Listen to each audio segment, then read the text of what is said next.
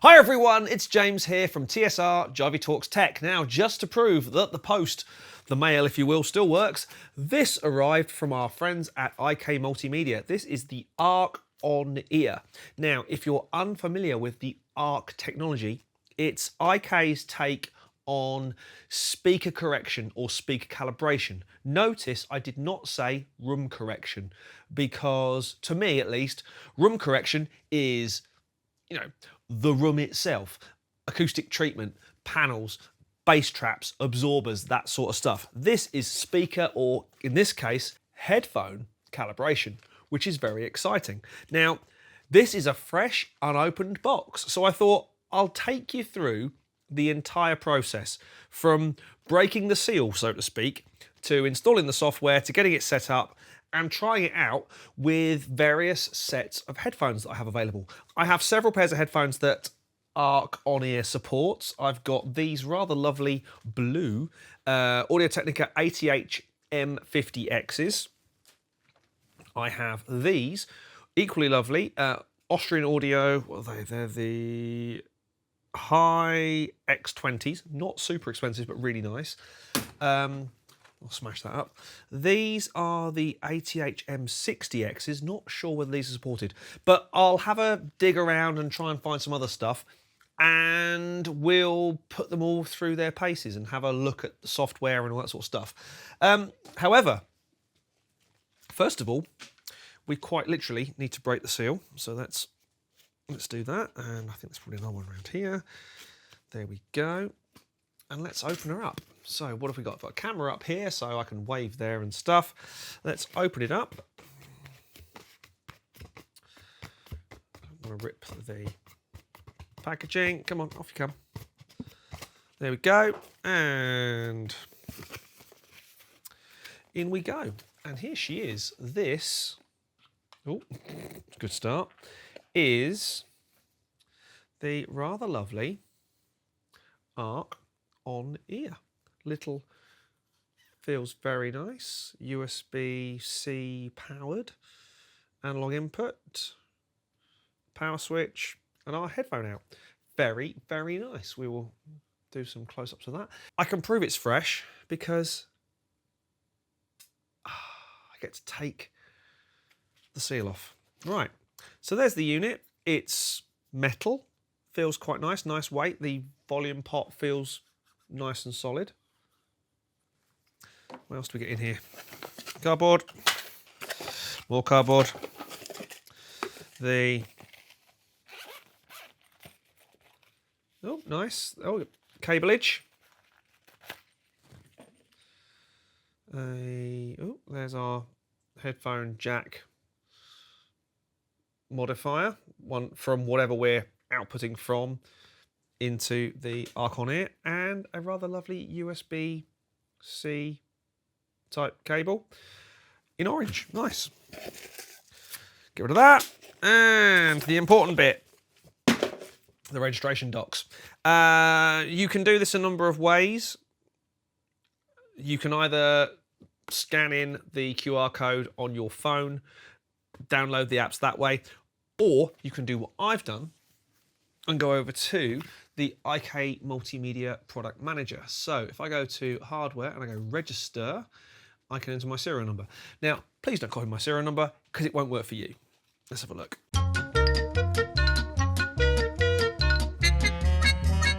And we can register.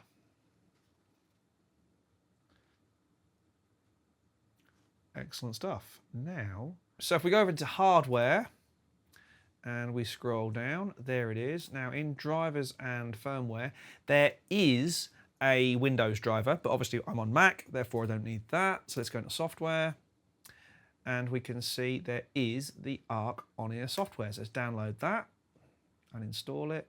It's doing its thing.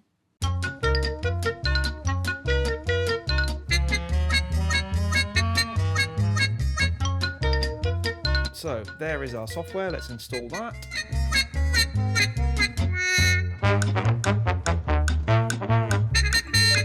Excellent stuff. Close all these. We can also close the product manager if we need to, but let's not bother for now. So we're plugged in at the moment. We're going to launch the ARC on-ear software. Let's bury that. It's asking us to update the firmware. Let's do that. Doing its thing.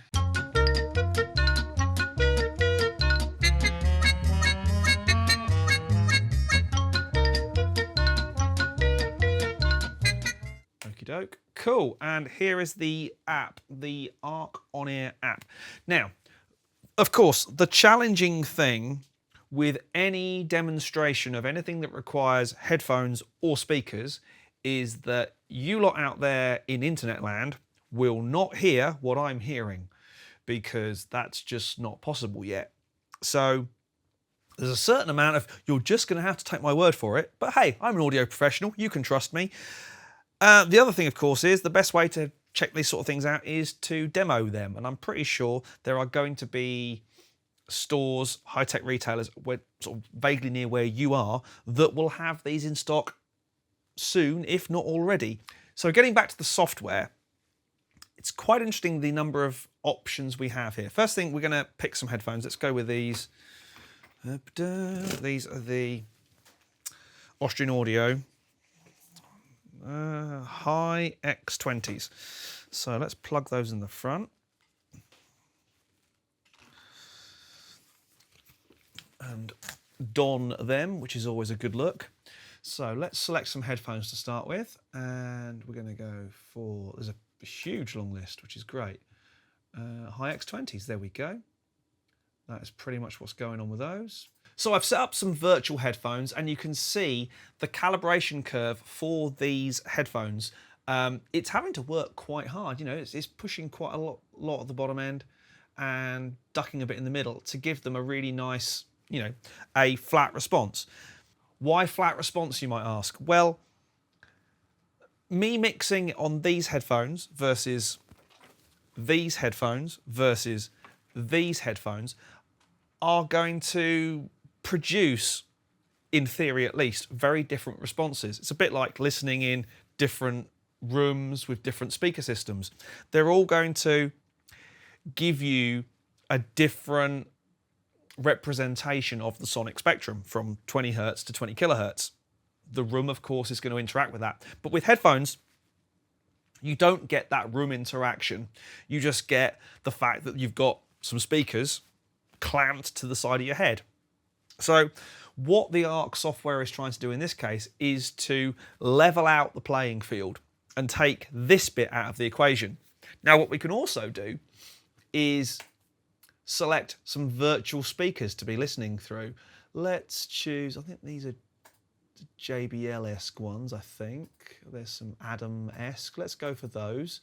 So we've selected our speaker, in this case, some nice B&Ws, and we're going to select Studio Simulation. Now you can see a few more extra curves appearing. The blue curve is the pre-correction. The orange curve is the post-correction. And I'm guessing the dotted is what the virtual speaker is doing, yes. So if I listen to some tunes back, let's find something I know particularly well.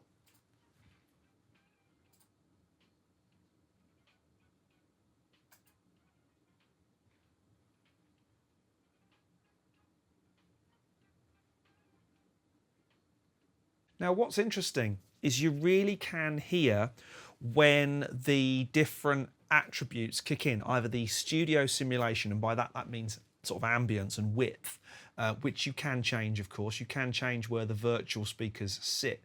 Now, of course, in an ideal world, you are the point of an equilateral triangle, which is what I've tried to set up in the studio. And you are able to change that virtual width in the Arc on-ear software. And if I play the track back again, you won't hear it, of course.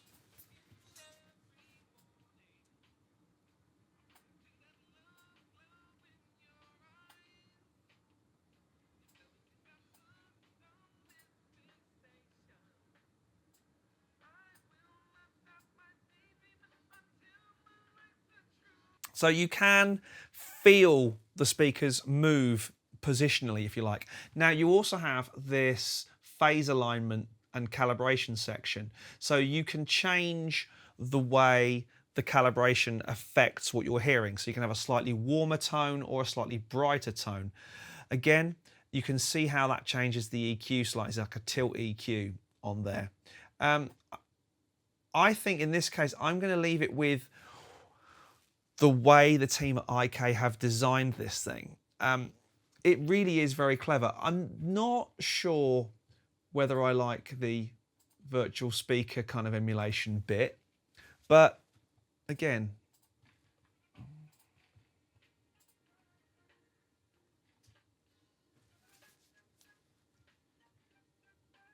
okay, you can also, it would appear, by having the calibration on, you can kind of tweak your own EQ, which is quite handy in this case. You've got a 3-band parametric in there, which is quite nice. It's quite subtle. So if you don't feel you're getting quite the level of satisfaction, shall we say, because let's face it, we all like it pumping at some point in time, you can just kick that on and off at your discretion, if you like, which is quite handy. You've got all the normal kind of controls. You can have a phase aligned setup rather than the virtual speaker. And again, there are arguments for listening to both and checking in with both. Now we've also got our virtual space view, which is quite nice. So if I change the virtual speaker, let's go for, oh, I loved those when they came out. And here's our virtual space, which is quite nice. We can, does it change as we check that in? Does that change? No, it doesn't change the view. That would have been nice, wouldn't it? Let's have a quick listen with the virtual speakers on again.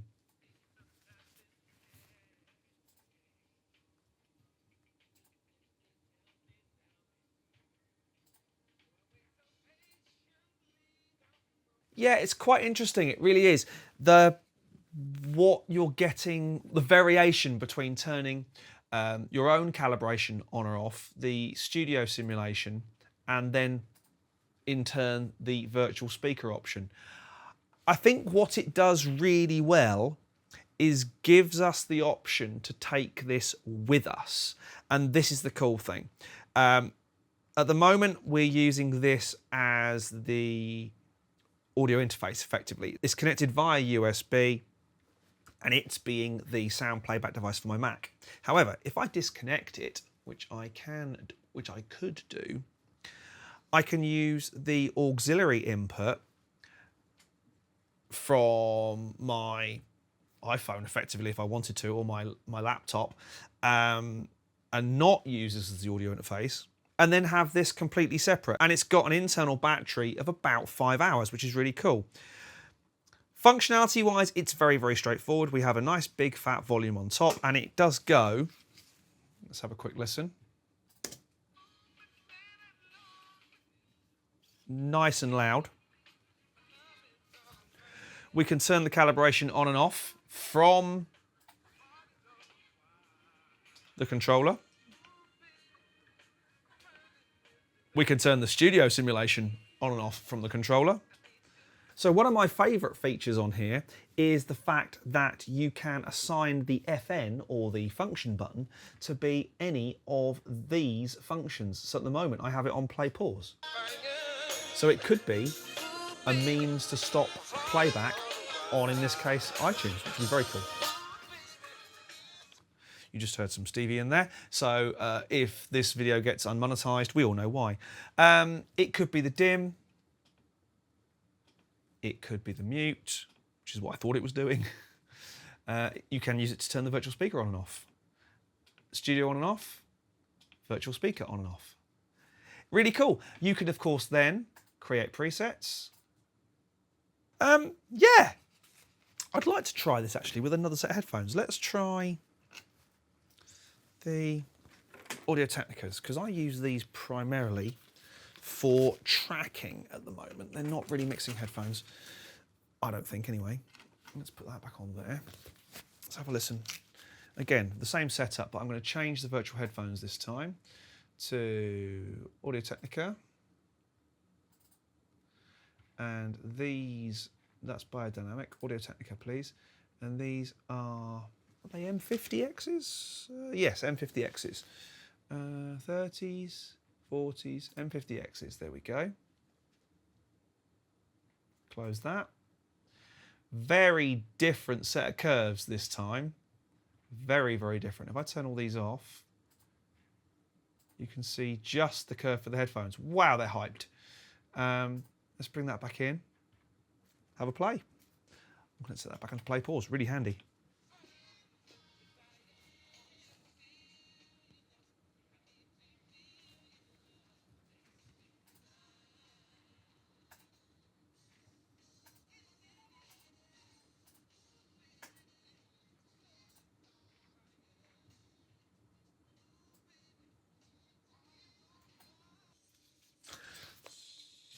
Yes, I do like this particular setting with those headphones. Those mastering PMC style speakers sound really good, and you really do get the width sensation on this particular model with that particular headphone. There's lots of options here and lots of different things I could try. I want to try one more set of headphones, and of course I now have to find those, and these are some Sennheiser open backs. So the last pair of headphones I want to try are these Sennheisers. They're probably the most expensive headphones I have. So in theory, will give us a reasonably accurate kind of sonic image. Let's put you in there. Boom. Now these are the Sennheiser HD 490 Pro headphones. And the difference between these and the others I've been using is these are open-backed. So in theory, you wouldn't use these for tracking because you're just going to get lots of bleed. But in theory, at least, these are the sort of preferred headphones for mixing. So let's have a listen. And these are... let's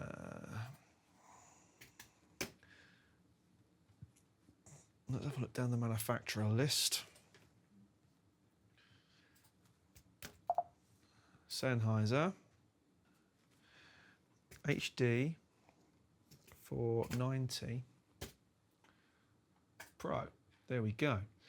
Excellent. So let's close that. We've got a new selection made. Let's just turn the speaker simulation and the calibration off for the moment. Have a quick listen back using this fabulous feature.